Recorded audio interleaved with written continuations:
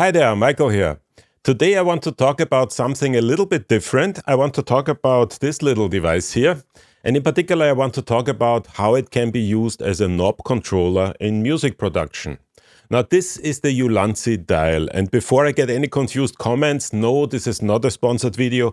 I actually first saw this device on another YouTube channel that specializes in inexpensive tech gear. I immediately felt that this could be the one controller I've been searching for all these years, and I picked it up before the video was over. You see, a few years ago I bought this knob controller. This is a really nifty device. It has a very smooth encoder that effectively takes over the function of a mouse wheel, and this allows you to control plug-in parameters very easily and with great precision. It only has two major issues. The first one is that I couldn't use it as a jog wheel for a video controller, which is a bit of a bummer because I do a lot of video editing. And second, it's not really portable.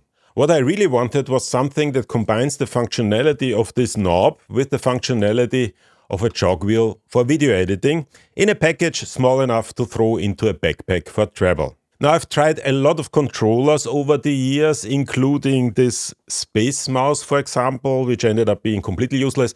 But the only controller that ever came close to what I wanted is this Tourbox controller. And that is a nice one, but it's kind of heavy and the wheel is rather small. And perhaps most importantly, it looks a bit like the video game controller in David Cronenberg's movie eXistenZ. Yikes. By the way, if you have not seen that movie yet, definitely check it out. In my opinion, it's one of the best movies ever made.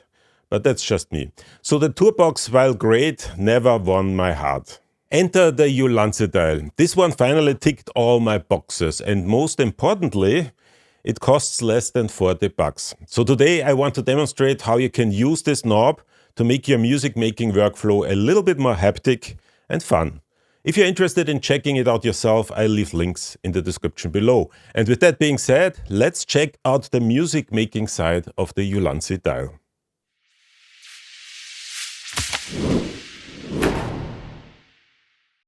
So here we have the Ulanzi dial. It is a very simple device. It has a knob here that you can also press. It has 7 buttons, 2 on each side and 3 in the front that are customizable. And it has a power on and off switch, which is very much appreciated. At the back, it also has a button that allows you to pair the dial with any device that you want. You can pair it with up to 3 devices simultaneously, but it can only communicate with one, so you have to select which one you're working with. Now, before we can do anything, we need to set it up, and for that purpose, we are going to use the Ulanzi Studio application that you can download from the Ulanzi website. It works for Mac as well as for Windows in exactly the same way. If you've ever worked with any Elgato Stream Deck or a similar device from Elgato, you should feel right at home. The application is very, very similar. Now, when you first start it up, it's coming up with a default profile.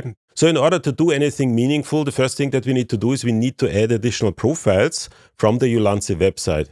And the way this is done is by going into the settings, by clicking on this cogwheel here. And what we want to do is we want to add additional profiles. Now, for whatever reason, I actually need to go into the plugin section here and then click here on the add button, and that will open up the marketplace. And here I can then select additional profiles that I want to add. Now, in my particular case, what I did is I added the DaVinci Resolve profile as well as the DaVinci Resolve color grading profile, because I do a lot of work with DaVinci and that actually works really, really well. Now, what I wanted to have is I wanted to have that knob actually map onto the mouse wheel to some extent, so that I have a knob control for what would be normally done with a mouse wheel in a digital audio workstation. So what I needed to do is I needed to add an additional profile that allows me to change the settings for the knob to mouse wheel. And that profile is the vibe coding profile. So you also want to add the vibe coding profile to your settings. And for that purpose, all you really need to do is you need to click here on the download button, and that will add the vibe coding profile to your settings in the Ulanzi Studio application. So let's go back to the settings menu and let's do one more thing, because what we want to do is we want to assign that profile to the application that you're working with. And in our case, we want to use it for a digital audio workstation. So let's go back into the settings here. And under profile, we're going to select the profile that we just downloaded, this vibe coding profile.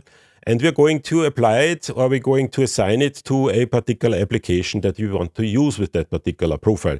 Now, if you don't have that application open, you can click here on others and then select the application that you want to assign it to. But if you have that application open, it will actually show you the application name, and then you can simply select it. Now, I've already done that here. As you can see, I've already have this Ableton Live profile. This was essentially a vibe coding profile that I just renamed and assigned to Ableton Live. Now, once you've set that up, that profile becomes active whenever you're using that particular application, and you can now make changes to how that profile works. So, for example, you can select actions for each individual button that you have, and this is simply done in exactly the same way you would do that with the Elgato application, pretty much exactly the same. Now, I would obviously set the buttons to whatever I wanted, and that is completely up to you. You can set it to any actions in your digital audio workstation, but in my case, I was really mainly interested in the knob, and that already came with the vibe coding profile. So let's check out how the dial works with applications, and I'm going to first show you how it works in video editing, because quite frankly that was the main reason I got it. And I've opened up DaVinci Resolve here and one of the videos that I've been working on, and I can now use the dial to simply scrub through the video, which is really nice. And if I press it and move the dial, I can zoom in and out. So this is really convenient and mimics exactly what I can do with the DaVinci Resolve Speed Editor, just in a much smaller and much more portable package. So let's just have a brief look about how that works in a digital audio workstation. And for this purpose, I've opened up Ableton. And as soon as I opened up Ableton, the Ulanzi application switched the profile over to my Ableton profile. And I can now control Ableton with the Ulanzi dial. Now, I usually have the dial on the left side and the mouse on the right side, but because of the way I've set up the camera here, I needed to switch things around, so I might be a little bit clumsy in the way I'm using this now, but that's just the way my setup is. Usually it works actually really well. Now, the way this works is pretty much exactly how it would work with the knob control. So whenever you get focus on a certain area, the dial actually works as your mouse wheel, and you can then essentially move the, in this particular case, the scroll bar with the dial.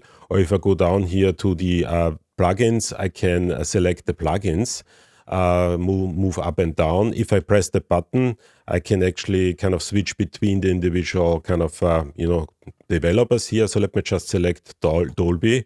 And if I go down to the, let's do the Music Penner, for example, the VST3 version, it will then add that to the track that I've currently in. And in the Penner itself, I can now, if I just kind of give focus to one particular parameter, I can then use that dial to move that parameter around. And that is actually really super convenient. Once again, I'm a little bit clumsy here, but I think you get the picture. Now, one thing I need to say is that the dial is clicky, so it is not completely continuous. This is usually the way these jog wheels work with video editing. Now, in music production, that might be a little bit annoying, especially if you're using the dial for recording automation, so you will get a little bit of a stepped automation.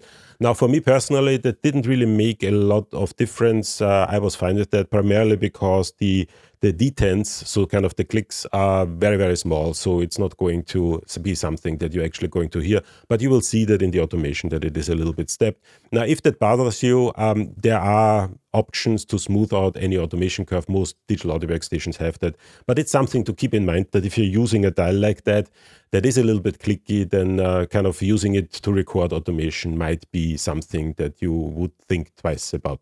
So what's my final verdict? Well, given that the Ulanzi dial costs only $39, there isn't really much to complain about. It feels surprisingly premium and does everything exactly as promised. When it comes to music making, the only potential downside is that the encoder is clicky and not continuous. That does not bother me, but depending on your needs, it might bother you. So if you want to pick it up yourself, I'm going to leave an Amazon affiliate link in the description. And I'm also going to link to this case, which I found to be the best fit for the Ulanzi dial. Well, that's everything for today. If you have any questions or comments, drop them in the comment section below or join our free Discord server. The invite link is in the description. And don't forget to subscribe to stay updated on all things Dolby Atmos and immersive audio. Thanks again for watching, and I'll see you all in the next video.